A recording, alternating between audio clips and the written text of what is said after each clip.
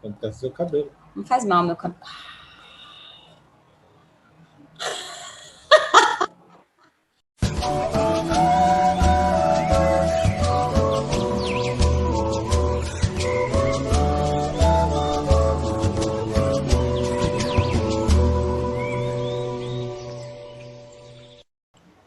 Bom dia, boa tarde, boa noite, meu povo. Tudo bom, pessoal?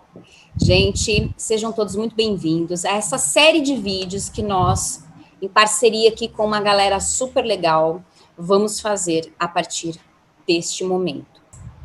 Então, nessa série de vídeos, a gente vai bater um papo com pessoas de caminhos diversos dentro do paganismo, que trabalham com isso, que têm uma vivência e que podem partilhar com vocês um pouquinho dessa prática, que é muito, muito antiga. Essa é a grande realidade. Pode parecer que é uma grande novidade que a gente está trazendo aqui, mas não é. Muito antiga e sempre esteve presente em praticamente todas as culturas do mundo. Exatamente. Aliás, já quero deixar de antemão aqui explicado para vocês que a gente não vai entrar muito na parte histórica disso. Para vocês acompanharem um pouco mais, vocês que têm interesse, acompanhar um pouco mais da parte histórica, Petrúcia vai fazer a indicação de um livro daqui a pouquinho, e tem uma palestra do Elfo, que é uma palestra sobre incorporação dentro da bruxaria, mas não é só na bruxaria, tá? É em sendas pagãs no geral. Então, eu recomendo que vocês entrem lá no canal do Instituto Mãe Terra e acompanhem essa palestra, porque é bem, bem legal. Fora essa série que nós vamos apresentar, no Chamado de Morrigan, que é o canal, é um perfil do Instagram da Juliana, também tem uma série de vídeos falando sobre esse processo dentro da senda druídica, a qual ela faz parte. Então, pessoal, vou apresentar para vocês os nossos companheiros de jornada nessa senda, nesse primeiro vídeo. Vou começar com a Juliana Bodoguena. Ela é a idealizadora do projeto Chamado de Morrigan, que vocês com certeza conhecem. Se não conhecem, eu vou deixar tudo aqui na inscrição, na descrição desse vídeo, para vocês acompanharem. Ela tem 30 anos e 7 segue o caminho do druidismo. A Juliana, ela faz parte do clã druídico Caerseile e também já trilhou muitos caminhos pagãos, já trilhou a Wicca, mas o seu coração bate druidicamente, é um coração que bate celticamente falando. Nós estamos também aqui com a Petrúcia Finkler, minha companheira junto de Cássia La Rúbia, no Rainhas do Sabá. Petrúcia, ela é terapeuta junguiana, Petrúcia é astróloga, é taróloga, escritora, inclusive o livro dela é muito legal, estou quase terminando, vou fazer uma resenha aqui neste canal também, aguardem, Os 4 Saberes, magia do ar, do fogo, da água e da terra. Mora em São Paulo, tem com o marido e com 3 gatas e um cachorro. Petrúcia, seja bem-vinda. E também temos aqui com a gente o Rafael Cacaso, que é praticante de bruxaria tradicional, e ele é o idealizador do Covil dos Feiticeiros, um perfil no Instagram muito legal, para quem é da senda da bruxaria tradicional, mas não só, para todo mundo que gosta de paganismo, que gosta de magia, recomendo que acompanhe. Vou deixar aqui na descrição desse vídeo todos os contatos deles, então vocês fiquem à vontade de entrar em contato com esse pessoal. Pessoal, sejam muito bem-vindos, é um prazer ter vocês aqui nesse primeiro vídeo. Bem, e eu quero começar então, meu povo, trazendo para vocês uma reflexão importante com relação a tudo isso, e quero saber a opinião de vocês, Rafa, Petrúcia e Juliana, né? Como a gente começou falando, né, introduziu o tema, é um assunto muito antigo, na verdade, né, dentro da senda pagã, dentro das práticas espirituais pagãs. Mas a gente vê que não é todo mundo que trabalha com isso, vocês trabalham com isso. Então eu quero começar perguntando para vocês o seguinte: de onde vocês foram buscar inspiração, aprendizado, treinamento para inserir essa prática na vida de vocês? Já havia uma relação com a mediunidade para vocês? Já havia isso na vida de vocês antes de vocês se descobrirem pagãos? E onde vocês foram beber, né? Da onde vocês foram beber? Eu acho que eu vou começar, porque talvez eu tenha a história mais antiga. Então, de antiguidade. Eu não tinha relação com mediunidade, nunca nem me considerei, tipo, pateta, né? Tipo, não me considerava mediúnica, embora de criança, como várias de nós, temos essas histórias de ver, de ouvir coisa, né? Via muito na infância e na adolescência, mas não tinha essa relação. No paganismo, que na verdade eu descobri que eu era pagã, com esse nome e tudo mais, quando eu morei em Chicago, né? Até então eu trabalhava muito com magia ocultista, tinha descoberto um caminho ligado a Deus e Pachamama, mas não me chamava pagã, não sabia que existia como uma religião, quer dizer, sabia meio de longe, mas não tinha uma relação com isso.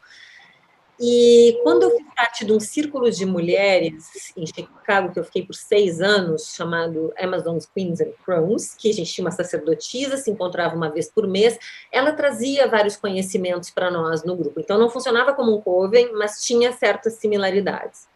E eu estava revendo recentemente anotações, mexendo em cadernos antigos aqui, e achei um caderno com anotações de 2003, desse grupo, em que ela falava sobre evocação e invocação. E que invocação é quando você invoca a forma divina para dentro do seu corpício durante um ritual. E ela falava que essa é uma prática que tem que ser treinada de forma correta e é uma prática super bem-vinda e muito tradicional dentro dos círculos de paganismo. Então, eu tenho isso anotado de 2003. Então, eu ter chegado no Brasil em 2010 e me deparar com gente achando isso esquisito, absurdo, ou qualquer coisa do gênero, foi um choque para mim. Porque eu aprendi com uma coisa mais natural dentro do meio pagão norte-americano. Aí eu aprendi, dentro do meu trabalho de bruxaria tradicional, do treinamento formal de bruxaria tradicional que eu recebi, que foi entre 2011, 2012 e 2013, com o meu professor de Chicago, eu fiz a distância, parte do material tinha que treinar exatamente isso, e com deuses. Então, parte do meu material para treinar bruxaria tradicional, formação como praticante, e também uma formação que me levasse a um sacerdócio, tinha vários, o curso é muito completo, o material dele, eu tinha que treinar isso. E tinha que treinar sozinha, com o método que eles chamam de aspectamento. Então, eu nunca tive contato com formas de fazer isso fora da bruxaria ou do paganismo. Eu aprendi direto na bruxaria e no paganismo. E aí, em 2017, que aí todo mundo aqui vai falar, que todo mundo estava no mesmo curso, eu trouxe o Ede Parma para o Brasil, que é um australiano, e ele trabalha, ele é da bruxaria tradicional, ele é da Fairy, ele tem uma tradição que ele criou na Austrália, e trabalha naturalmente com o que ele chama possessão. E ele veio dar um curso, um dos cursos que a gente chamou ele para dar no Brasil foi esse, e Juliana e Rafael estavam no mesmo curso com o Guedê, isso foi em 2017. Antes disso, em 2017, no mesmo ano, eu tô dando dados assim, corroborados de gente de fora fazendo isso dentro do paganismo, tipo normalidade, entendeu? E aí, em 2017, eu estava no Pagan Spirit Gathering, que é esse evento grande de 8 dias acampando, que o Circle Sanctuary, da Selena Fox, organiza, que é no mato, né? 1.000 pessoas acampando. E estava dando uma palestra lá, Jason Menke, que é o cara que coordenava o PEF, e o Pagan saiu agora há pouco. Ele é autor e ele é gardneriano. E ele deu uma palestra sobre Drawing Down the Moon, puxando a lua para baixo. E ele falou que isso é uma prática que é para a deusa ser a sacerdotisa, a alta sacerdotisa incorporar a deusa. E que caso não ocorra essa incorporação, então que criaram a carga da deusa para que ela tivesse algo a dizer como fosse a deusa falando.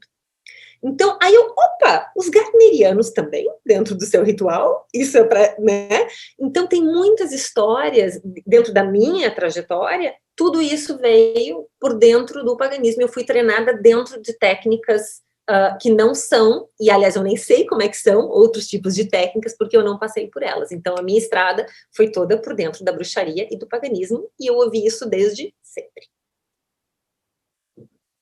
Sabe o que eu acho interessante, Pê?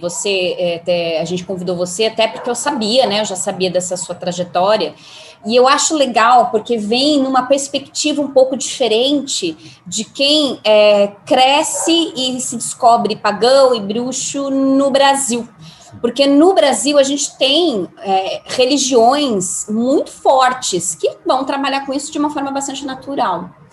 Mas aí a gente vai esbarrar aqui no Brasil, né? Quando a gente chega nisso, a gente esbarra nessas questões de o que você está querendo é fazer uma gira dentro uma wicumba, né? Você está querendo fazer uma gira. E aí, aí é legal porque assim, a gente aqui do Brasil, a gente fala, pô, mas isso aí, a gente estudando nos livros, a gente vê que não, peraí, não é só dessas religiões.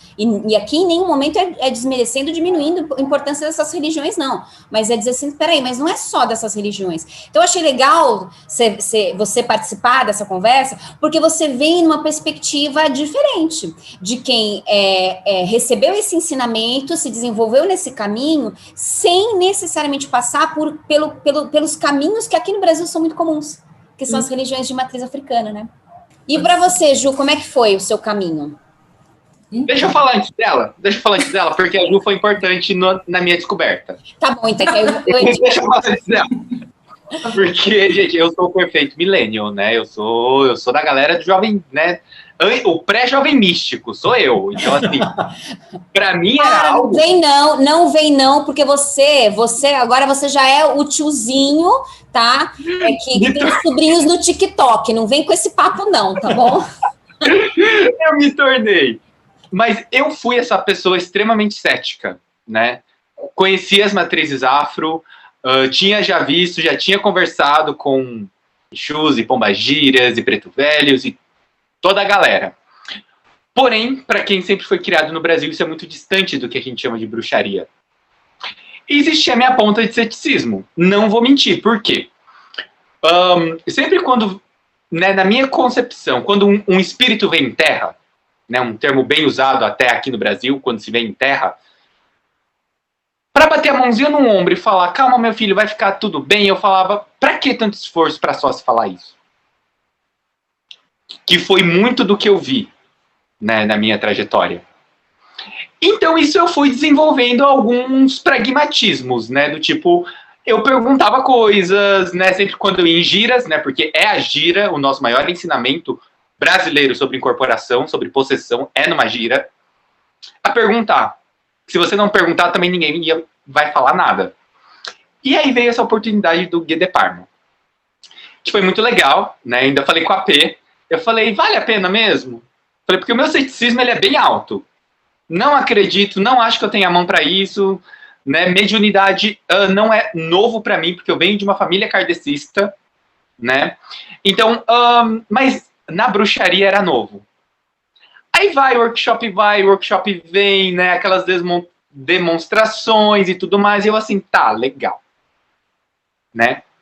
Um pouquinho de álcool também resolve. E todo mundo fica soltinho assim. Gente, eu sou muito cético, eu sou muito chato. Até que teve um momento, nesse workshop, estava Juliana fazendo um exercício. E eu vi essa menina fazer um negócio e eu vi a natureza responder. Naquele momento eu parei, eu olhei, eu falei, tem alguma coisa aqui. Eu falei, agora vocês têm a minha atenção. Agora eu estou prestando atenção. Então foi um breaking point para mim, foi um marco que eu olhei, eu falei, tá, não é só devaneio. Não é igual eu falo muito brincando, não é esquizofrenia. Alguma coisa de fato acontece. E ali eu me entreguei. Ali foi quando eu me entreguei, eu falei, olha, eu não sei o que é, mas eu sei que eu tô aqui aberto e eu quero aprender, porque eu quero isso na minha vida.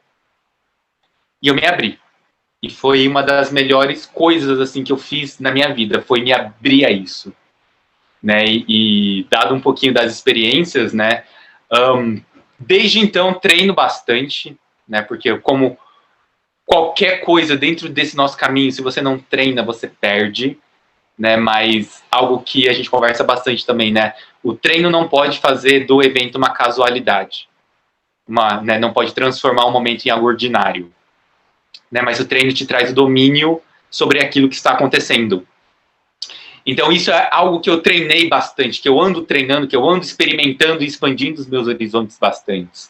Mas eu venho de um histórico extremamente cético, que eu achava que isso não acontecia. E depois, né, de toda essa minha experiência, que mudou a minha prática, mudou todo o fundamento da minha estrutura de bruxaria, né, eu comecei a pesquisar, né, e eu me deparei com Micali, né, uma bruxa da Tessália, né, uma das mais famosas, que deu origem ao termo Drawing Down the Moon, né, dizia o mito, que não é muito, porque a bruxaria na Tessália é algo oral ainda, não se tem muitos registros, onde se dizia, tamanho era o poder dessa bruxa que ela incorporava a própria lua. Isso eu falei, ok, então não é só nas matrizes afrodescendentes. Da onde eu venho também se fala sobre isso, né? Os próprios estudos nas pinturas renascentistas, né, do Waterhouse, Morgana olhando para cima, Medeia olhando para cima, Circe olhando para cima, né, todas elas indicavam um estado alterado de consciência, seja por intoxicação, seja por possessão. Não se tem na arte uma linha de pensamento que defina o que é que elas estavam passando naquele momento. Né? Então, eu fui buscar dentro do que eu faço, do meu rolê, onde isso se encaixava. Mas eu precisava falar isso antes da Juliana, que foi aquele momento que mudou a minha vida. Tô até arrepiada aqui, nossa, não imaginava, não fazia ideia. Você nunca me falou isso, menina? Fiquei até emocionada, que lindo de ouvir. Bom, para mim foi espontâneo, porque eu não estava procurando, na verdade, esse tipo de prática. Aconteceu durante um ritual, quando eu fazia parte do Ramo de Carvalho, que foi o primeiro grupo de druidismo onde eu comecei, né, a minha jornada druídica. Nós estávamos no Solem, e eu fiquei responsável pela parte de fazer, né, ali a homenagem a Morrigan. Aí eu falei, bom, vou fazer um negócio diferentão aqui, né? Peguei uma oração que era super forte, que era literalmente uma invocação, só que eu, na hora, né, nem me dei conta do que eu estava fazendo, era uma invocação, olha só. Aí fui, né, me preparei toda bonita, né, falei, nossa, vou fazer aqui e ela vai adorar, né? Aí chegou o momento, fiz ali todo o processo, fiz as oferendas, e aí, de repente, quando eu me percebi, eu comecei a me tremer inteira, dos pés à cabeça, muito, muito, e foi tamanha força que eu não consegui parar em pé, eu fui para o chão, eu caí, e veio um ímpeto de gritar, e de aquela força de guerra, de batalha, e sangue, e, sabe, foi uma coisa que eu nunca tinha sentido dessa forma, né, e eu não entendi nada que estava acontecendo, eu só sei que eu não tinha controle mais sobre o meu próprio corpo, eu estava ali ainda, que eu me via, só que não era exatamente eu, né? Eu não tinha mais o controle do que estava acontecendo. E, ao mesmo tempo, né, para quem não sabe, a Morrigan é uma deusa que é tripla, né? São 3 irmãs, são as Morinas. Ao mesmo tempo, 2 outras pessoas incorporaram as outras irmãs. Aí o negócio ficou doido, porque eu nunca tinha visto isso acontecer, não tinha, na verdade, essa prática de incorporação no druidismo, né? Quando acontecia, eram coisas isoladas que não eram faladas sobre isso. Então era novidade meio que para todo mundo ali, sabe? E aí a outra pessoa foi a Juju, imagino que ela vai falar sobre isso, então não vou dar muitos detalhes para não estragar o que ela for falar, mas aí Marra veio na Juju, e Nemain veio numa outra moça que nem era do druidismo, ela era da Umbanda, né? E ela ficou chocada, que ela nunca tinha sentido aquela energia, e as 3 ao mesmo tempo ali, interagindo, e foi uma coisa doida, assim, ninguém estava muito preparado, né, para aquilo, mas aconteceu. Aí depois eu comecei a digerir, falei, o que foi isso, né? O que aconteceu aqui? Porque até então eu não sabia, eu era uma tábua, assim, sabe? Não tinha noção nenhuma que eu tinha mediunidade nem nada. Para dizer que eu nunca tive contato, e depois eu fui entender que era mediunidade, quando eu era evangélica, olha só, até na igreja evangélica tem. Quando eu era evangélica, eu tinha aquelas manifestações do Espírito Santo, sabe? De falar em línguas diferentes, de sair profetizando para os outros, de sair rodando a igreja. Quem me vê nem imagina, né? Eu tinha isso, né? E aí, hoje em dia, eu entendo que é um tipo de mediunidade, né? Só que na época eu nem conectei uma coisa com a outra. Aí, beleza, teve isso. No dia seguinte, a gente fez uma roda de rapé, e isso é bem importante falar esse detalhe, que foi em Paranapiacaba, naquele quintal da pousada Chambala, né? Tem uma árvore ali que a gente chama de a nossa árvore portal, porque tudo acontece embaixo daquela árvore, né? Esse ritual foi feito lá, e aí no dia seguinte a gente fez uma roda de rapé ali perto dessa árvore. Aí beleza, eu tava ali na roda de rapé, aí eu comecei a sentir uma necessidade gigantesca de sentar embaixo da árvore. Aí eu falei, só vou, não vou nem questionar. Aí sentei lá embaixo da árvore, fiquei lá, fechei os olhos. E aí quando eu vi, eu comecei a sentir uma conexão muito profunda com a terra, e parecia que eu fazia parte de tudo. E eu comecei a sentir raízes saindo do meu pé, e entrando na terra, só que foi muito vívido, e era tudo normal, assim, normal, tô sentindo raízes, tranquilo, nem questionei, né? E galhos, e comecei a me sentir uma árvore. Eu falei, nossa, que estranho isso, mas é tão gostoso que continua, sabe? Quero ficar aqui. E aí aquela sensação foi indo, e aí eu senti uma melodia vindo na cabeça, assim, muito forte, muito forte, muito forte. Eu senti a necessidade de abrir a boca para fora. No que eu fiz isso, alguém me tomou. Na hora eu não sabia quem era. Hoje eu sei que é um espírito de uma árvore salgueiro, que é a matrona do Carceile, né? Carceile é Fortaleza do Salgueiro. E foi uma sensação muito gostosa, né? Então, assim, tudo começou muito espontâneo e sem eu buscar muito, né? Porque não era algo comum do druidismo. Depois disso, começou a acontecer outras vezes, só que de uma forma um pouco descontrolada, e aquilo começou a me gerar uma certa ansiedade, né, uma certa insegurança. E aí eu falei, eu preciso buscar ajuda, preciso entender melhor como trabalhar com isso. Fui procurando a Umbanda, né? E no começo eu fui para aprender mesmo, né, sobre incorporação. Eu falei, detalhe que nessa estava rolando um auê na comunidade druídica, porque metade era contra e metade a favor. Então, meio que a comunidade druídica se rachou no meio, rolou um monte de treta, um monte de julgamentos. Teve gente que falou que a gente estava umbandizando o druidismo. Gente, rolou de tudo, de tudo. E aquilo começou a me deixar muito frustrada. Eu falei, se eu não estou tendo apoio aqui na própria comunidade, eu vou buscar num lugar que é comum, que ninguém vai me julgar, né? Aí fui para a Umbanda.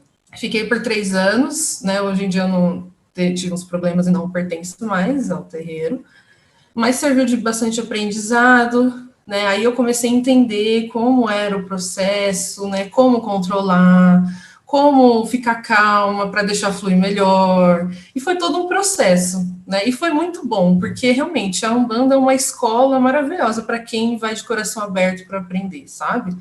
E daí em diante também teve a questão do workshop, né, com o Guide Parma, que foi sensacional, foi uma experiência, assim, divisor de águas também, porque eu comecei a ver com outros olhos, né, porque eu vi que tinha toda uma comunidade pagã que trabalhava naturalmente com isso. Aquilo, para mim, foi sensacional, né, de ver aquilo, porque muitas críticas, julgamentos e gente horrorizada, gente trabalha com espíritos, a gente chama pelos deuses, aí quando eles vêm, a gente, tchau, vai embora que você não é bem-vindo aqui. Então, assim, para mim é meio contraditório, entendeu? Claro que ninguém é obrigado a trabalhar com isso, mas no mínimo respeitar, né, a prática alheia. Então, basicamente, depois porta na cara, né, assim, Juliana? Exato. E aí depois que ainda acha ruim que os deuses não respondem quando a pessoa chama depois, sabe? Enfim. Aí, basicamente, foi esse, assim, meu início nessa questão da mediunidade, né? Então, foi uma descoberta, né?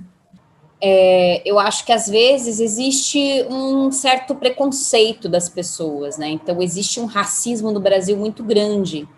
Então, tem muito disso, assim, como assim você vai aprender na Umbanda, né, como se fosse uma coisa muito inferior, assim, porque a Umbanda é cristã. Primeiro que não é bem assim, ela é muito plural, para começar, mas tem um pouco disso, né, Então, achei muito legal você trazer num outro viés, né? Então, você sentindo a partir de práticas pagãs, mas aí você vai beber de várias fontes, seja na Umbanda, seja com alguém que vem de fora, como no workshop que teve na Casa Panteão, enfim, foi buscar, né? Então, acho que é bem legal, né? É muito lindo ouvir vocês falarem, e assim, é uma realização pessoal de ver pessoas do universo pagão brasileiro falando com tanta naturalidade de incorporação.